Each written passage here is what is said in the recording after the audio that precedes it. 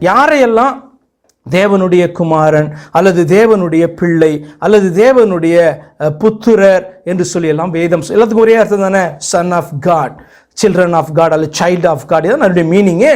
அப்போ தேவனுடைய பிள்ளைகள், தேவ புத்திரர்கள் அல்லது தேவ புத்திரன் அல்லது தேவனுடைய குமாரன் என்கிற வார்த்தை வேதத்தில் எதற்கு பயன்படுத்தப்படுகிறது என்று சொல்லி கொஞ்சம் ஆராய்ந்து பார்க்கலாம். முதலாவது, பரிசுத்த தேவ தூதர்களை வேதம் என்ன சொல்லுகிறது தெரியுமா?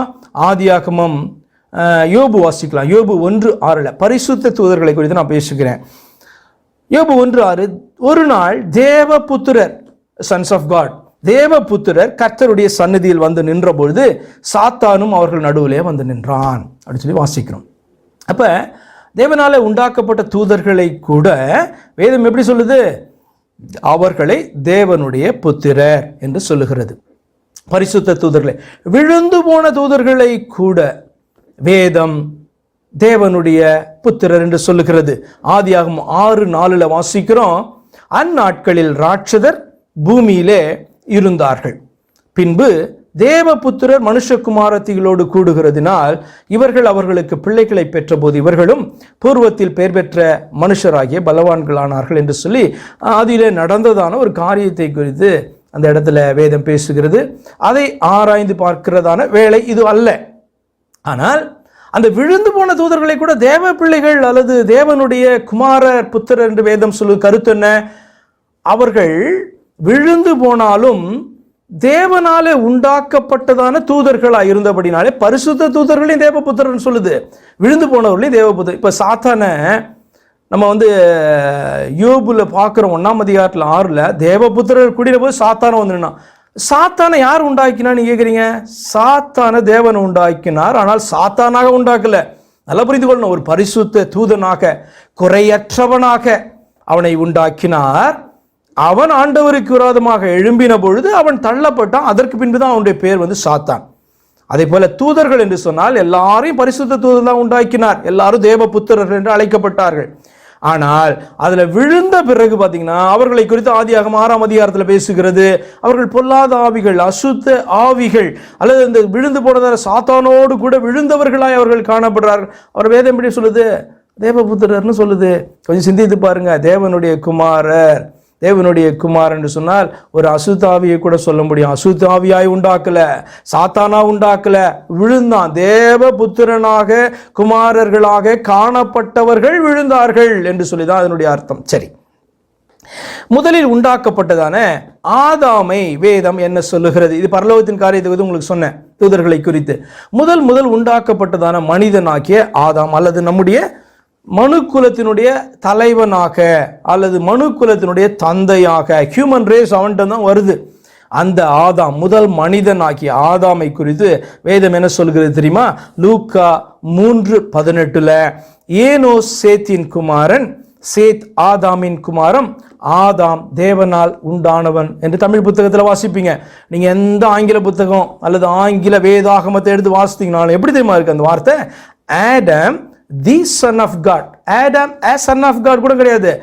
Adam the son of God அப்படின்னு சொன்னா ஆதாம் தேவனுடைய குமாரன் என்று சொல்லி எழுதப்பட்டு இருக்கிறது. தமிழில் பார்த்தீங்கன்னா உண்டானவன் போட்டிருக்கு.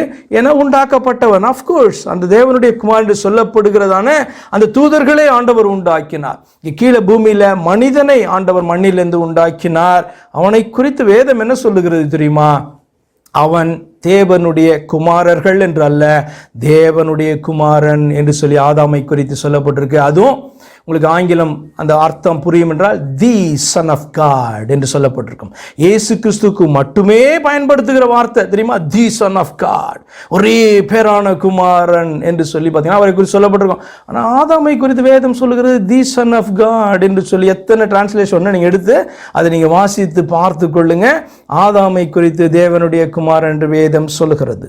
அடுத்து விடுவிக்கப்பட்டதான ஜனத்தை குறித்து வேதம் என்ன சொல்லுகிறது தெரியுமா? அதாவது பாவத்தில் ஆதாமுடைய பிள்ளைகள் விழுந்து போனார்கள், மனுக்குலம் விழுந்து போனது, விடுவிக்கப்பட்ட அவர்களை பார்த்து வேதம் என்ன சொல்லுகிறது? உபாகமம் 14ஆம் அதிகாரம் 1 வசனம், நீங்கள் உங்கள் தேவனாகிய கர்த்தரின் பிள்ளைகள், செத்தவனுக்காக கீறிக்கொள்ளாமலும் உங்கள் கண்களுக்கு இடையிலே சவரம் பண்ணாமலும் இருப்பீர்களாக.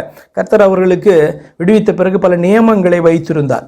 பரிசுத்தத்திற்கும் அசுத்தத்திற்கும் வித்தியாசம் உண்டாகும்படியாக என்று சொல்லி லேவியராகமம் புஸ்தகத்தில் அதை குறித்து வாசிக்கிறோம். பின் நாட்களில் எப்படி ரட்சிக்கப்படணும், அந்த டிஃப்ரென்ஸ் என்ன அப்படின்றதுக்கு அவர்கள் அந்த நாட்களில் புரிந்து கொள்ள வேண்டும்.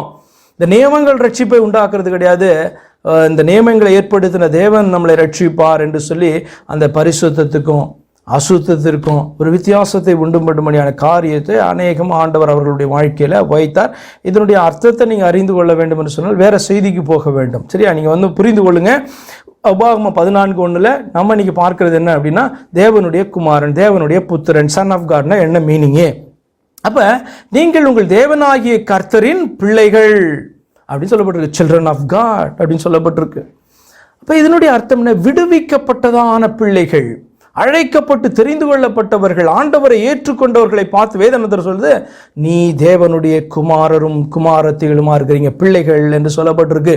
சரி, விசுவாசிகளை குறித்து வேதம் என சொல்லுகிறது, அது இஸ்ரவேல் ஜனங்கள் தானே அப்படின்னு நீங்க சொல்லுவீர்கள் என்றால் 1 யோவான் 3:1 சொல்லுகிறது, நாம் தேவனுடைய பிள்ளைகள் என்று அழைக்கப்படுவதினாலே பிதாவானவர் நமக்கு பாராட்டின அன்பு எவ்வளவு பெரிதென்று பாருங்கள். உலகம் அவரை அறியாதபடியினாலே நம்மையும் அறியவில்லை. உலகத்துக்கு இந்த பிதா யாருன்னு தெரியாது, ஆனால் கிறிஸ்தவனுக்கு தெரியணும் தன்னுடைய பிதா யார் என்று சொல்லி. பிதா என்பவர் இன்னொருத்தர், அவர் எனக்கு தெரியவே தெரியாது அப்படி சொல்லக்கூடாது. பிதாவானவர் நமக்காக வெளிப்பட்டார் என்று சொன்னால் பிதாவை நாம் அறிந்திருக்கிறோம் என்று சொல்லி அர்த்தம். சொன்னார் அல்லவா, என்னை அறிந்தீர்களானால் என் பிதாவையும் அறிவீர்கள். நீங்கள் என்னையும் அறியல அவரையும் அறியல அப்படி சொல்றது அர்த்தம் என்ன? அவரை தனியா தேடிலாம் உங்களால் கண்டுபிடிக்க முடியாது. ஏன்னா அவர் தானே உங்களுக்காக வந்திருக்கிறேன், நானே அவர் என்று நீங்கள் விசுவாசியாவிட்டால் உங்கள் பாவங்களிலே சாவீர்கள் என்பதனுடைய கருத்து உங்களுக்கு தெரிய வேண்டும் என்று சொன்னால், வந்தவர் அவர்தான், வேறொருவர் அல்ல. இரண்டாம் நபர் வரவில்லை. இரண்டாவது தெய்வம் நம்மளை ரட்சிக்க முடியாது. சமமான தெய்வம் என்று சொல்லி ஒன்று கிடையாது. ஏசாயாவில் ஒரு வசனம் சொல்லுகிறது, யாருக்கு என்னை சாயலும் சமமாக்குவீர்கள், யாருக்கு என்னை ஒப்பிடுவீர்கள் என்று சொல்லி அந்த ஒன்றான மெய்தேவன் கேட்கும் பொழுது, அவர் நமக்காக மனிதனாக குமாரனாக வெளிப்படவில்லை என்று சொன்னால் அந்த வார்த்தை பொய்யாய் மாறிவிடும் அல்லவா? அவரோ சத்தியமுள்ள தேவன். அதே வார்த்தை இயேசு சொல்லி, சத்தியம்னா நான் தான் அப்படின்னு அவர் சொல்லுகிற வார்த்தை உங்களுக்கு யோவான் 14 காணப்படுகிறது. நானே வழியும் சத்தியமும் ஜீவனுமாய் இருக்கிறேன் என்று சொல்லி, சத்தியம் அப்படின்னு சொன்னாலே அது இயேசுவை குறிக்குது. சத்தியம் என்று சொன்னால் தேவனை குறிக்கிறது. இயேசு என்ன சொல்றார்? நான் தான் சத்தியம், புரிந்து கொள்ளு, அறிந்து கொள்ளு, குமாரனாக மட்டும் என்னை பார்க்காத, குமாரன் தான் நானு, ஆனால் உன்னுடைய ஒன்றான மெய்தேவனாகிய நான் உனக்காக வந்திருக்கிறேன், உனக்காக ஒரு மனிதனாக பேசி கொண்டிருக்கிறேன், ஒரு ஊழியனாக பேசி கொண்டிருக்கிறேன், உனக்காக நான் குமாரனாக பேசி கொண்டிருக்கிறேன், உன்னுடைய சார்பில் நின்று நான் பேசி கொண்டிருக்கிறேன், உன்னுடைய சார்பில் நின்று நான் என்ன பண்ணுறேன்? சோதிக்கப்பட்டு கொண்டிருக்கிறேன், உன்னுடைய சார்பில் நின்று நான் மனுஷனாய் கதறி கொண்டிருக்கிறேன். அதெல்லாம் புரிஞ்சாதான் இந்த சர்வ வல்லமை உள்ள தேவன் நமக்காக என்ன செய்திருக்கிறார், ஏன் குமாரனாக வெளிப்பட வேண்டும் என்கிறதான இந்த ரகசியம் நமக்கு புலப்பட ஆரம்பிக்கும். அவர் ஒருபோது இரண்டாமவராக அதை சமமானமான வேறொரு தெய்வமான நம்ம ஒருபோதும் வைக்க மாட்டோம். அந்த தெய்வமே எனக்காய் வெளிப்பட்டார் என்று சொல்லி இயேசு கிறிஸ்துவினுடைய நாமம் இன்னதென்று அறிந்து விசுவாசிக்கிறவர்களாக காணப்படுவோம். அப்ப விசுவாசிக்கிறவர்களை குறித்து வேதம் என்ன சொல்லுது? தேவனுடைய பிள்ளைகள், பிதாவினுடைய பிள்ளைகள் என்று வேதம் என்ன பண்ணுது?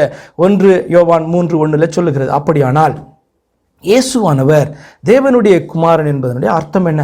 பரியா தூதர்களை கூட சொல்லியிருக்கு, விழுந்து போன தூதர்கள் சொல்லியிருக்கு, ஆதாமை குறித்து தி சன் ஆஃப் காட் அப்படின்னு சொல்லப்பட்டிருக்கு, விடுவிக்கப்பட்ட இஸ்ரவேல் ஜனங்களை குறித்து சொல்லியிருக்குது. இன்றைக்கு விடுவிக்கப்பட்டிருக்கிற என்னை பார்த்து தேவனுடைய குமாரன், தேவனுடைய பிள்ளை, தேவனுடைய பிள்ளை என்று, தேவனுடைய குமாரன் என்று என்னை பார்த்து கூட சொல்லுகிறதே. உங்களை பார்த்து வேதம் என்ன சொல்லுதுன்னு நீங்கள் நினைக்கிறீங்க? சைல்ட் ஆஃப் காட்னு சொல்லுதான், தேவனுடைய குமாரன் என்று சொல்லுதான், தேவனுடைய குமாரத்தி என்று சொல்லி பார்த்தீங்கன்னா பெண் பிள்ளைகளை பார்த்து வேதம் அழைக்கிறதா அல்லது வேற ஏதாவது உங்களை பார்த்து சொல்லுகிறதா? 1 யோவான் 3:1 நம்மளை எல்லாரையும் பார்த்து தேவ பிள்ளைன்னு சொல்லுகிறது. அப்படி என்று சொன்னால் இந்த இயேசு கிறிஸ்து தேவனுடைய பிள்ளை என்று சொல்லப்படுகிறதனுடைய அர்த்தம் என்ன? நான் எப்படி அவரை விசுவாசிக்கணும் அப்படின்றது முக்கியம். மரியாளுடைய பிள்ளைன்னு விசுவாசிக்கணுமா? யோசேப்பினுடைய பிள்ளைன்னு விசுவாசிக்கணுமா?